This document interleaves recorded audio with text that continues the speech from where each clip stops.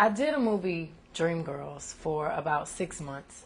And during that movie, towards the end of the filming, I had a meeting with my A&R and management, and I told them I don't want to do another album until 2007.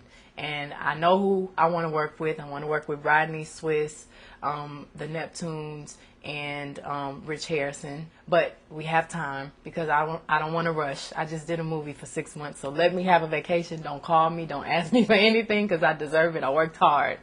And during that vacation time, I was so inspired. I went in the studio and I called the producers and said, let's just play and see what happens. And I was in the zone, and the producers were in the zone, the songwriters were in the zone, and we made, I think, the best record I've ever had. And we did about 22 songs in those 2.5 weeks. And I said, you know what, guys, I think we have a record. You know, they had this record that they weren't expecting, so it was like, you know, Christmas for them. And I was excited because I didn't have the pressure of deadlines or expectations. And I went back in the studio and did it just for the love of music and creativity, and you can hear it.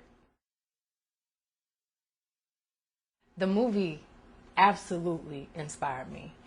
Towards the end of the film, my character Dina realizes that her dream is to be free and to be herself and to no longer be controlled by her husband.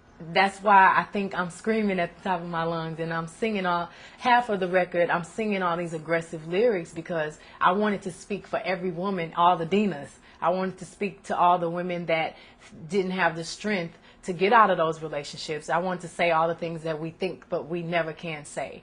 And it's really amazing because in my personal life, you know, if I hadn't done the movie, I probably would have written another Dangerously in Love. I would have written another happy record about love because that's where I am. But, you know, because of this movie, it inspired me to be attracted to harder beats. It inspired me, you know, lyrically to be more aggressive. And it was exciting because I went in saying, people are going to expect another Dangerously in Love. That's boring. I don't want another record about that. I want to be every woman. And that's what was in my mind when I was writing. And that was in everybody's mind, even the other producers. Well, I have been in the studio with a lot of hip hop artists, and I noticed that they have, you know, numerous producers in the same building. And they kind of go with whoever has the track that inspires them. And I said, why don't I do that with R&B? So I had Rodney and Rich and Swiss. I had them all together, and I would go from one studio to the next, and Rodney would come up with an amazing track, and we write a bridge. And then I go with Rich, and he come up with a great concept like Freakum Dress, and we write that record, and I put the verse down. And then, you know, Swiss will have some crazy beat that just sounds angry, and he'd be in there doing that face, and we'd be like, ring the alarm. And that's how we came up with that. And each person inspired the next record, and it was just such a great, it was something in the air. It was all about love for music, and all of us just sharing mutual respect for each other, and we just had fun.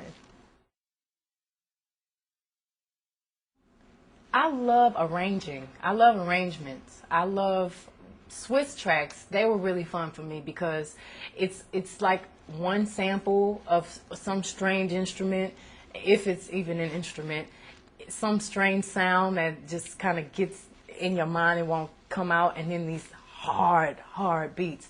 It was no chords, no music, no instruments. So I was able to make it whatever key I wanted, make the bridge go however it was in my mind. It was like an empty canvas, and I could just paint whatever I wanted. And that's just so exciting for me because I love doing arrangements. I love a cappella songs, and I love doing harmonies, and it was so fun.